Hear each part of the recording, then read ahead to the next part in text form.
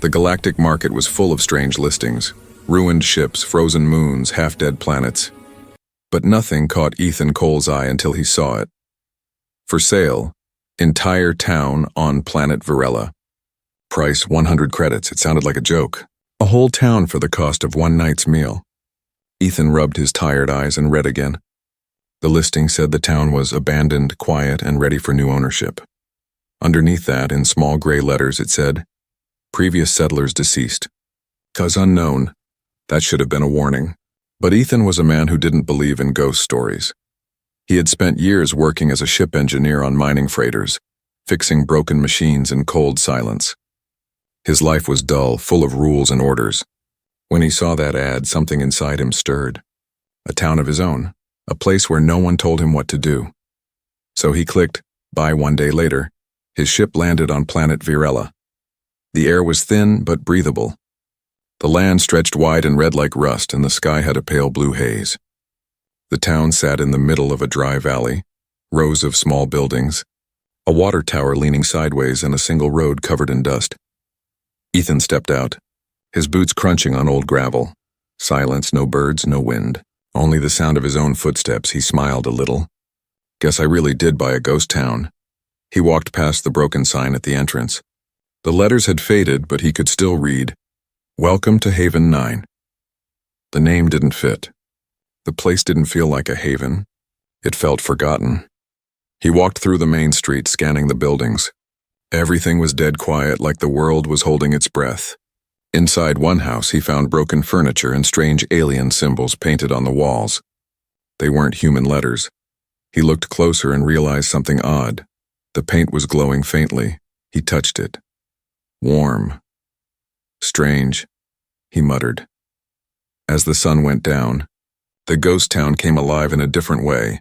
The streetlights, long metal poles with glass tops, flickered to life, though no power should have been working. The faint hum of energy drifted through the air. Ethan felt the hairs on his neck rise. He went back to his ship, set up a small fire near the entrance, and cooked a meal. The silence was too big, too empty. He tried to ignore it. But then a sound, faint, distant, a baby crying. Ethan froze. It came again, high-pitched, soft, and full of pain, a baby's cry echoing through the night. He grabbed his flashlight and followed the sound down the street. It came from an old two-story house with broken windows and a door hanging open. The crying stopped as soon as he stepped inside. "Hello?" he called. "Anyone here?" No answer. He stepped carefully across the creaky floorboards. Dust floated in the beam of his light. In one corner, he saw a small bundle on the floor. Looked like old blankets. He bent down slowly and pulled the blanket aside. It wasn't a doll. It wasn't a trick. It was a baby, glowing faintly blue with soft scales along its arms. Ethan's heart raced. What in the stars? Then a voice came from the shadows. "Put her down." Ethan spun around. A tall figure stood in the doorway, a woman but not human. Her skin shimmered with silver light and her eyes glowed softly. She was holding a strange weapon made of glass and metal. "I didn't mean," Ethan started. "Leave," the woman said sharply. "This place is not yours." "I bought it," Ethan said. "Legally. From the market." The alien woman's face changed. Her expression was both sad and angry. "They sold it again," she whispered. "They always sell what isn't theirs." Ethan didn't know what to say. The baby moved, making a soft sound. The woman stepped forward, gently taking the child from his hands. The baby reached for her, and she smiled for a moment, then her eyes turned cold again. "You shouldn't have come here," she said quietly. "This town doesn't want you." "Why?" Ethan asked. "What happened here?" The woman didn't answer. She just looked out the window into the dark desert. "Go back to your ship, human," she said. "Before the machines wake," Ethan frowned. "Machines? What machines?" She turned to him, eyes glowing brighter now. "The ones that killed everyone." Then she disappeared into the darkness of the house, carrying her child. Ethan stood frozen, heart pounding. Somewhere far beneath the ground, he thought he heard a low hum, like giant engines waking from a long sleep. He looked around at the empty town, the flickering lights, the silent streets. Maybe the galactic market had been right about one thing. Maybe this wasn't just a ghost town. Maybe it was still alive. Morning came with a pale red sun creeping over the horizon. Ethan Cole had barely slept. The image of the glowing woman and her blue-scaled baby haunted him all night. He stepped out of his ship, rubbing his eyes. The air on planet Varela was cool and dry, almost too quiet. The town looked calm now, but he couldn't forget her last words. Before the machines wake, machines that killed everyone. Ethan walked the dusty streets again. The broken windows reflected the sunlight like empty eyes. He stopped in front of the same two-story house where he'd seen her. It looked abandoned now, dark, still lifeless, but he knew she was inside. Watching him, he took a careful step forward. "I'm not here to hurt you," he called. "I just want to understand." No answer. He waited a moment, then slowly placed a food pack by the door. "For your baby," he said. "I have more if you need it." When he turned to leave, he heard movement behind him, a soft sound like a whisper of air. He spun around, but no one was there. The food pack was gone. He smiled a little. "So you are listening." He decided to stay. He began exploring the edges of the town, hoping to find clues about what had happened here. He found alien writing carved into a stone near the water tower.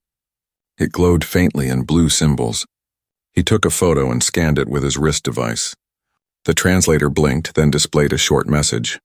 "Here we lived. Here we died. Beware the heart below." Ethan frowned. The heart below? He looked toward the ground.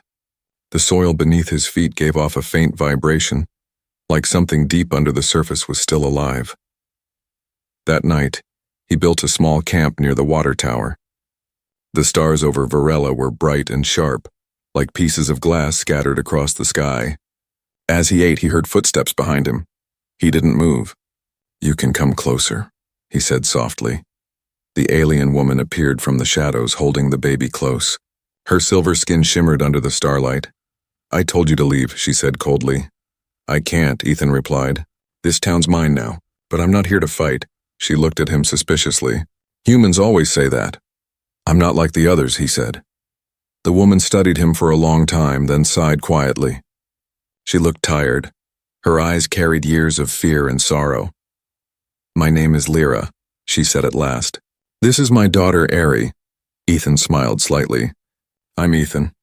Lyra sat down across from him, though she kept her distance. Ari made a soft chirping sound, almost like a song. Ethan looked around. "How long have you been here?" "Too long," she said. "Since the Black Rain." "The what?" She looked up at the red sky. "Long ago, humans came to trade with us.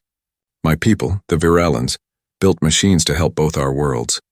But then came war. Someone released the Black Rain and everything changed. It poisoned the sky and turned our machines against us. The rain burned through metal, through flesh, through minds." Ethan listened, heart heavy. "And your people?" "Gone," Lyra whispered. "Everyone. My husband, my family, all gone.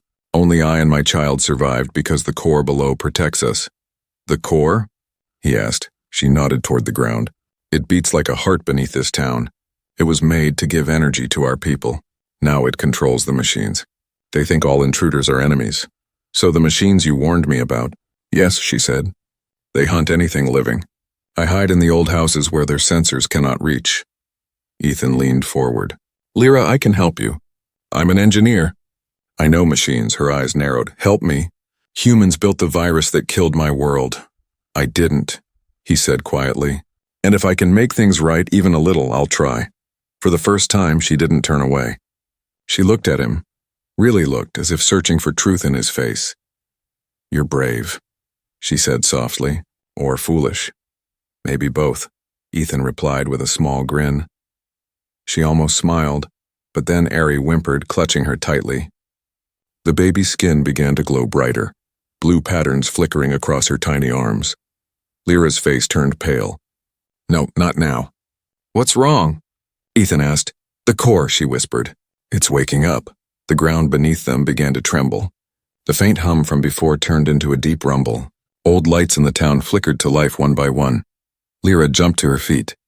"Run!" she shouted. "They're coming." "Who's coming?" "The Watchers," she cried. "The machines that guard the heart." Ethan grabbed his pack and ran beside her. The sky above flashed with red warning lights. From the distance came a low, metallic roar, mechanical, inhuman, and getting closer fast. As they reached the edge of town, Ethan looked back. Through the dust he saw figures, tall, silver, walking on spider-like legs, emerging from the ground where the road had cracked open. Their eyes burned red, scanning the ruins. The ghost town was no longer dead. It had awakened, and now it was hunting them. The ground trembled beneath Ethan's boots as he and Lyra ran through the empty streets of Haven 9. The red sky above flickered with flashes of electric light. Dust and wind howled between the ruined buildings. Behind them came the sound of grinding metal, slow, heavy and alive. The watchers were awake. Lyra clutched her baby tightly to her chest, her eyes glowing with fear. "This way!" she shouted, leading Ethan toward the old water tower. "They can't reach us there!" Ethan followed, panting. He could barely keep up with her alien speed. The baby made soft, frightened sounds as they ducked behind a fallen wall. "Stay quiet," Lyra whispered. Ethan peeked through a crack in the stone. What he saw made his blood run cold. 3 tall machines walked down the main road, each one as high as a house, their legs sharp and metallic like spider limbs. Their bodies were smooth silver, their heads featureless except for 2 glowing red eyes that swept the area like searchlights. "They're scanning," Ethan whispered. Lyra nodded. "They are searching for movement, heat, sound, anything alive." The machine stopped, their sensors humming. Then suddenly, one of them turned its head toward their hiding spot. Ethan's breath froze. The red light glided over their wall. Then, just as suddenly, it turned away and continued walking. Lyra let out a shaky sigh. "They haven't detected us yet." Ethan looked down. His scanner device on his wrist was flickering with strange readings. "I think I know where they're coming from," he said. "Something underground, something big." Lyra's eyes hardened. "The core. What is it really?" Ethan asked. "You said it was built to give energy, but this looks like a war system." She looked away. "It was both. The core was meant to protect our people if invaders came. But after the Black Rain, it changed. It doesn't know who the enemy is anymore." Ethan's mind raced. "Then maybe I can reach it. If I can get below the town, maybe I can shut it down." Lyra shook her head. "You don't understand. No one has gone below and lived." Ethan looked at her with steady eyes. "Then it's time someone did." They waited until the watchers had passed before moving. The ground was still shaking slightly, and the air carried a faint metallic smell like burnt wires. Lyra led him through an old alley toward a building with a sun symbol carved into its front wall. "This used to be our power temple," she said quietly. "The entrance to the tunnels is below." Inside, the air was cold and dry. Faded murals lined the walls, showing Viralons standing beside strange glowing machines, their faces peaceful and proud. Ethan felt a strange sadness. This place had once been full of life. At the far end of the room, a circular door waited half open, glowing faintly with blue light. Ethan approached it, kneeling beside the control panel. "Still active," he murmured. "I can override it." Lyra hesitated. "If you go down there, the core will see you. It sees everything. I'll take that chance." He pressed a few buttons and the door slid open with a hiss. A cold wind blew out, dry, stale, and humming with unseen power. "Stay here," Ethan said. "If I don't come back, you will," Lyra said firmly. "You're human. You never stop trying even when you should." He smiled faintly. "I'll take that as a compliment." Then he climbed down into the dark. The tunnel spiraled deep beneath the surface. The walls were made of smooth metal, humming softly as if alive. Strange blue veins pulsed through the steel, carrying energy deeper below. Ethan's flashlight flickered. "Come on," he muttered, tapping it. The air felt heavier the farther he went. Finally, he reached a massive chamber, a hollow space filled with ancient alien machines. Some were broken, others still moving. Pipes ran like roots through the walls, feeding into a giant sphere at the center of the room. The core. It pulsed with blue light, slow and steady like a heartbeat. Ethan approached it, his boots echoing softly. The closer he got, the louder the hum became until he could feel it in his chest. Then a voice echoed through the chamber. "Unauthorized human detected." Ethan froze. "Who's there?" "I am the heart of Varela. I protect what remains." He looked around. There was no speaker, no console. The voice came from everywhere, inside his head, in the air, in the metal itself. "I'm not your enemy," Ethan said. "I came to help." Help, a human word. "Your kind brought the Black Rain. Your kind destroyed this world. That wasn't me," he shouted. "That war ended long ago." The core glowed brighter and the floor began to vibrate. Small machines unfolded from the walls, floating drones with glowing eyes. You are intruder. You will be erased, Ethan's heart pounded. He ran for cover as the drones fired beams of red light. Sparks flew, metal screamed. He ducked behind a column, searching for a control panel. He found one, cracked but still active. His hands moved fast, rerouting circuits, forcing a bypass. I'm not leaving until you listen, he yelled. The lights flickered. The core paused. You sound like him. Who? Ethan shouted. The one who made me. The one she loved. The core pulsed again, slower this time. The drone stopped moving. Ethan took a step closer, breathing hard. You mean Lyra's husband? Yes, he called me. Protector. The light dimmed and the hum softened, almost like a sigh. Ethan looked up at the glowing sphere. Then maybe it's time you remember what protection really means. The core flickered, its voice quieter now. Memory, fragmented. Assist me, human. Ethan stared in shock. The core was asking for help. He took a deep breath and reached out to the console. All right, he said. Let's fix you. As his hand touched the control pad, the room filled with light, bright, blinding blue, and in that moment, the machines of Varela began to remember. Ethan's vision blurred in the blinding blue light. For a moment he felt weightless, like he was floating between two worlds.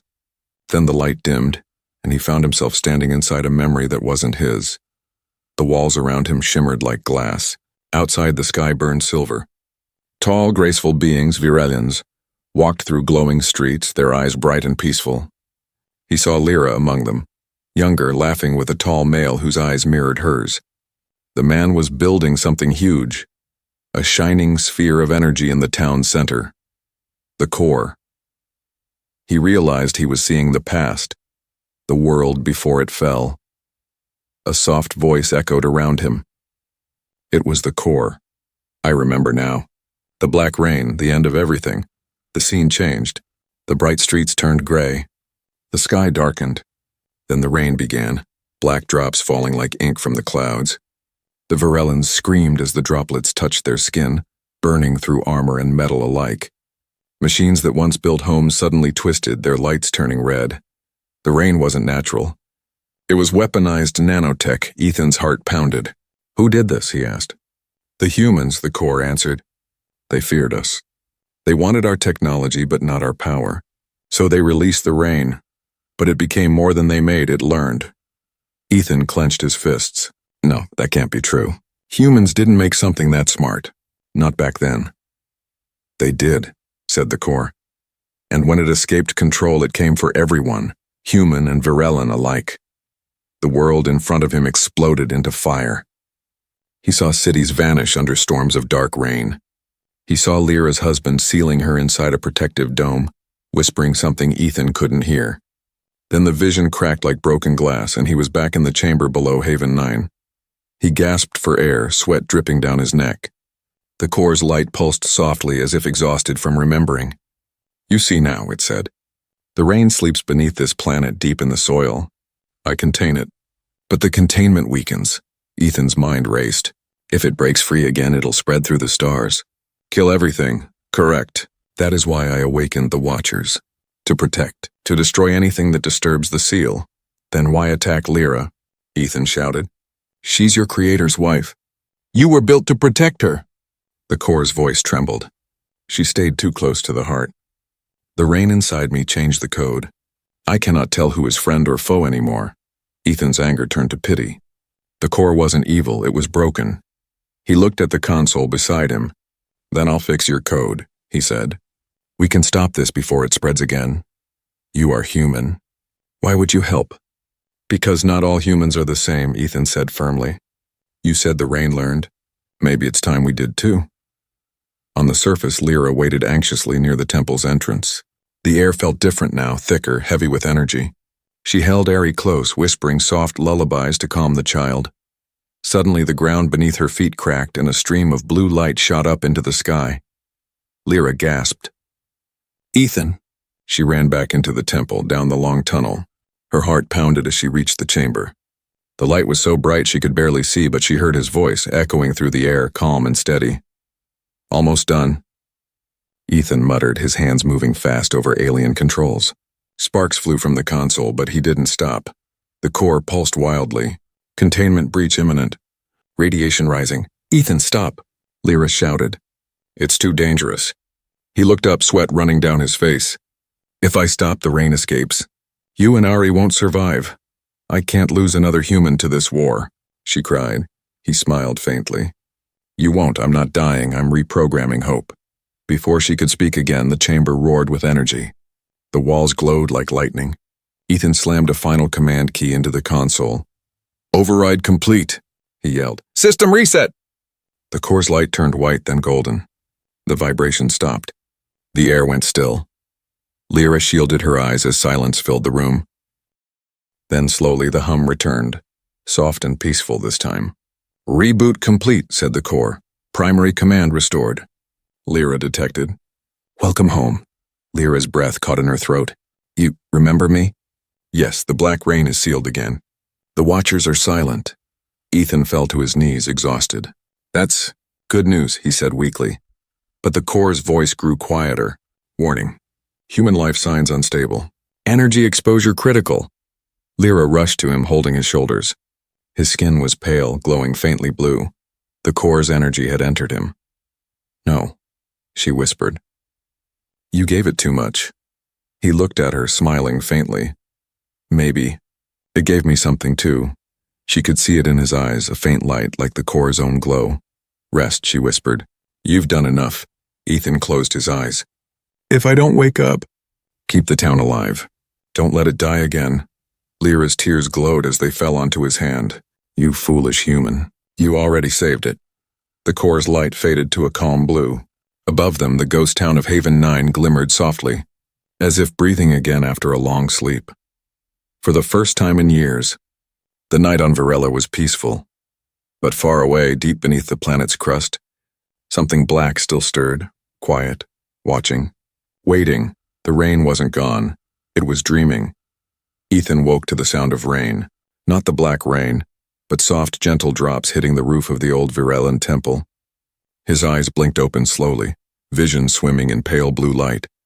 For a second, he didn't know where he was. Then he saw her, Lyra sitting beside him, holding Ari close. The alien baby was asleep, wrapped in a silver cloth that shimmered like moonlight.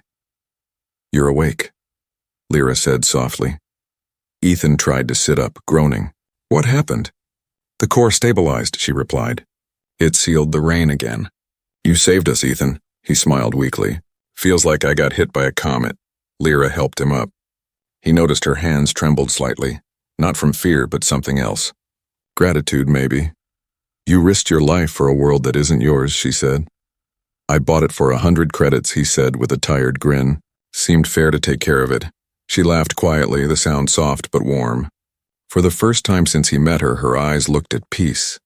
But the peace didn't last. A low hum began to rise from deep underground, the sound of the core's energy pulsing again. Ethan's wrist device beeped sharply, showing unstable readings. He frowned. That's not normal. Lyra stood, her face tightening. What's happening? The core's fine, Ethan said. But the ground isn't. The black rain, it's still moving down there. I didn't stop it completely. I just slowed it. Lyra's shoulders stiffened. Then what now? He looked toward the horizon.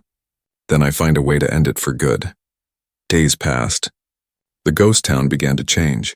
The air felt cleaner, and the buildings no longer hummed with that eerie vibration. Even the watchers, those tall, spider-like machines, stood still, silent like statues guarding their fallen home. Ethan repaired what he could, doors, wires, generators. He scavenged from old Virelan machines, learning their strange designs. Lyra helped him translate symbols, and little Ari followed him around, giggling when he pretended to fix her toys with his tools. For a moment, it almost felt like a family. But at night, the dreams came. He would hear voices, hundreds of them, whispering in the dark. Human and Virelan mixed together, and always beneath the voices a steady beat, a pulse like the core's heart. You are connected now. The voice was not his own. It was inside him, cold, mechanical, yet familiar. Ethan sat up in a sweat one night, clutching his head. Leave me alone, he whispered. You are part of me. You touched the core. The link cannot be broken. He stood, pacing the small room of the old inn where he stayed. The floor creaked beneath his boots. What do you want? He whispered. To finish what was started. To protect what remains, and protect from what? From yourselves. Ethan froze. He realized it wasn't just talking to him, it was using him. The core's code was now inside his body, in his blood, in his mind.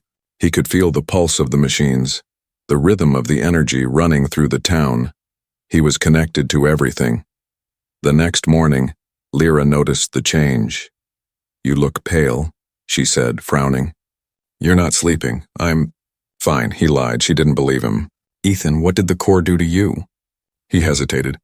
"It linked with me. I think I can hear it. Sometimes I see things, data, systems, blueprints in my head." Lyra's eyes widened. "Then it made you part of its network. That's not safe." "I can use it," he said quickly. "If I can understand the core, maybe I can find where the rain is hiding." She shook her head. "No. You're playing with something that killed worlds." He looked at her with quiet determination. "And I'm trying to stop it before it kills again." That night he climbed the old tower in the center of Haven 9. The stars above were cold and distant. Below him the ghost town glowed faintly, its lights pulsing in rhythm with his heartbeat. He took a deep breath and closed his eyes. The core's voice returned, clear this time. "Ethan Cole, access granted." He saw the world from above, maps, energy flows, deep tunnels reaching into the planet's crust. He saw where the black rain had gathered, a vast dark mass sleeping beneath the core. He also saw something else, a signal, faint but active, coming from orbit. A human beacon. "They are coming," the core said. "Your people have detected the rain's energy. They wish to take it." Ethan's stomach dropped. "No, they'll try to weaponize it again." "Yes, and when they touch it, the rain will wake." He opened his eyes, gasping. Lyra stood below the tower, watching him. "They're coming," he said breathlessly. "Humans, a fleet, probably scavengers or military." Lyra's expression hardened. "Then the war begins again." "Not if I stop them first," he said. "You can't face an entire fleet alone." Ethan looked at her, and in that moment, the glow in his eyes matched the core's. "I'm not alone." The ground rumbled softly as the watchers stirred for the first time since the reset. Their red eyes flickered, then turned blue. The machines were waking again, but this time they were listening to him. Ethan raised his hand, feeling the pulse of the core surge through his body. "They destroyed this world once," he whispered. "I won't let them do it again." Lyra stepped closer, her voice trembling. "Ethan, what are you becoming?" He looked at her with calm determination. Something new. High above, the sky shimmered as distant lights appeared, ships entering orbit. The humans had arrived, and the ghost town, silent for centuries, prepared for war once more. The sky over Varela had changed. It no longer looked still and pale. It shimmered, alive with streaks of red fire. Dozens of ships hung above the horizon, human warships marked with the symbol of the Galactic core. They floated like dark eagles, wings spread, scanning the surface. Their scanners swept over the valley where the ghost town slept, and deep below the core pulsed faster, reacting to their presence. Ethan stood at the edge of the town, wind whipping through his hair. His skin glowed faintly now, veins lit with thin lines of blue light. The machines around him, the watchers, waited silently for his command. Lyra stood behind him, holding Ari tight. Her voice trembled, though she tried to stay calm. "Ethan, if they land, they'll kill everything. They'll see the core as a weapon." He didn't turn. "That's why I have to stop them before they reach it." "They're your people," she said. "Will you fight them?" Ethan looked up at the sky. "They're not coming to save anyone. They're coming to own what's left." High above, a voice crackled through the static of his wrist device. "Unidentified human on surface, this is Commander Reese of the core. Step away from the alien machines." "You are trespassing on a classified zone." Ethan pressed the transmitter. "This isn't a zone, Commander. It's a graveyard. You'll bring the black rain back to life. You've been infected by alien tech. We've detected hybrid energy in your body. Stand down or we'll neutralize you." He laughed bitterly. "Same words they used last time. Stand down or be erased. You have 10 minutes, Cole. After that, we fire." The signal cut off. Lyra stepped closer. "You can't win this, Ethan." "Maybe not," he said softly. "But I can end it." He walked to the water tower, the tallest structure in Haven 9, and placed his palm against the cold metal. The core's light answered him instantly, spreading through the ground like a heartbeat. Command received. Defense mode ready. Activate the shield, he whispered. From the earth, blue walls of light rose up, wrapping the town in a glowing dome. The air shimmered like liquid glass. The watchers spread across the perimeter, eyes glowing bright azure. Lyra watched in awe. You control them completely, Ethan nodded. They listen to me now. I merged with the core's network. My mind and its code, one system. That's not control, Ethan, she said quietly. That's surrender. He looked at her, his expression unreadable. Maybe that's what it takes to protect something. The first ship descended, firing plasma bolts at the dome. The explosions lit up the red sky, echoing through the valley. The shield rippled but held strong. Ethan raised his arm and the watchers moved like a single organism. They fired streams of pure light into the air, striking the ship's engines. The explosion tore across the horizon like a second sunrise. Lyra covered Ari's eyes. Stop this. They'll think we're monsters. Ethan turned to her, voice calm. They already do. More ships descended, hundreds of them. The ground quaked. The core's voice echoed through his mind. Energy levels critical. System integrity at risk. He pressed his hand against his temple. Divert power from secondary systems. Keep the shield up. Warning. Redirecting power will weaken containment of the black rain. He froze. If he kept the shield active, the rain might awaken. But if he dropped it, the humans would destroy everything. Ethan, stop, Lyra shouted. The rain will rise again. He looked at her, eyes glowing brighter than before. Then maybe I'll take it with me. He ran toward the temple, the ground trembling beneath his feet. The core's chamber was glowing violently now, the energy unstable. Lyra followed, shouting, Ethan, you'll kill yourself. He reached the center of the chamber and placed his hands on the console. Core, open the containment field. Denied. Containment breach will cause total planetary failure. Do it, he ordered. Release it to me. The core hesitated. You are not authorized. Ethan took a deep breath. Then make me. The floor split open and black mist began to swirl around him. The rain alive again. It didn't fall from the sky this time. It rose from the earth like smoke, twisting in the air, reaching for him. Lyra screamed, no! He turned toward her, smiling faintly. It needs a host to survive. Maybe I can give it one. The rain wrapped around him, swirling like a storm. His skin shimmered with light and shadow, human and machine mixed together. The core's light turned gold again, pulsing faster. Lyra tried to run to him, but the force pushed her back. Human system merging complete. The rain stopped moving. Ethan stood in the center, eyes pure white, breathing slow and steady. Ethan? Lyra whispered. He looked at her, and for a second his voice was both his and the core's. I'm still here, but I'm different now. The black mist faded into him, disappearing completely. The air went calm. The core's hum softened. Containment stabilized. Energy levels normal. Ethan fell to his knees.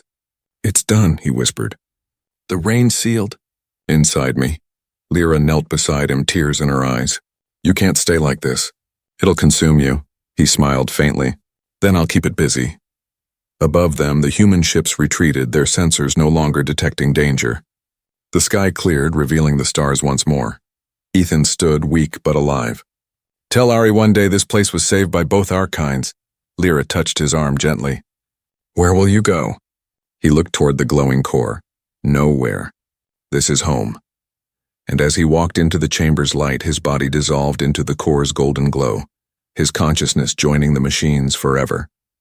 The town fell silent again. But this time it wasn't empty.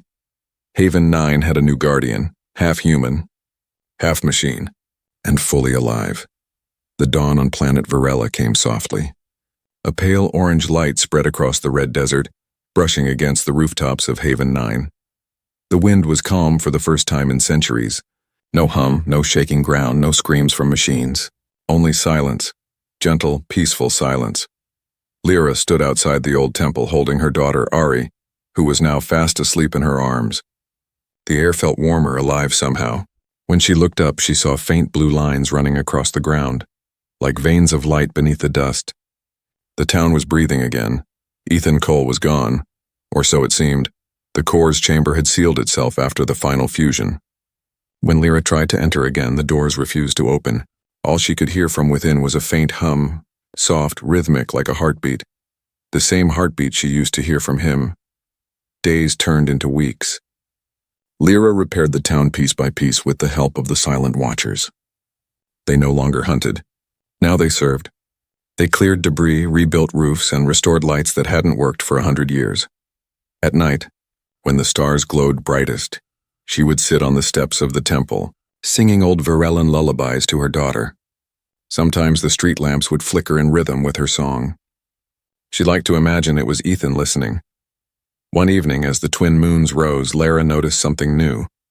The water tower, the same one Ethan had touched during the battle, now shimmered with blue light. She walked closer and placed her hand on it. The metal was warm. A voice echoed faintly from within the wind. Lyra, her breath caught. Ethan? I'm here. She turned, searching for him, but there was no one. Only the air humming softly. The core is stable, his voice said, calm and distant. The rain sleeps forever. The humans won't return. Tears filled her eyes. You became the core. Part of it, he said. Part of everything. I see through the machines, through the light, through this town. I'm not gone, Lyra. I'm just different, she smiled through her tears. I told you not to play with things that kill worlds. Guess I didn't listen, he said with a faint laugh. For a while they stood in silence, one made of flesh, one made of light. Then he spoke again. You should leave this planet. Raise Ari somewhere safe, somewhere green. I can't, she said softly. This is her home now. And yours. I won't run again. Then I'll keep you safe, Ethan said. Always. The lights of the town glowed brighter for a moment, as if the whole valley was smiling. Years passed. Ari grew quickly, her eyes glowing the same soft blue as the core. She could speak to the machines as easily as she spoke to her mother. Sometimes Lyra would wake at night and see her daughter standing at the window whispering to the lights. Who are you talking to? Lyra would ask. Ari would smile.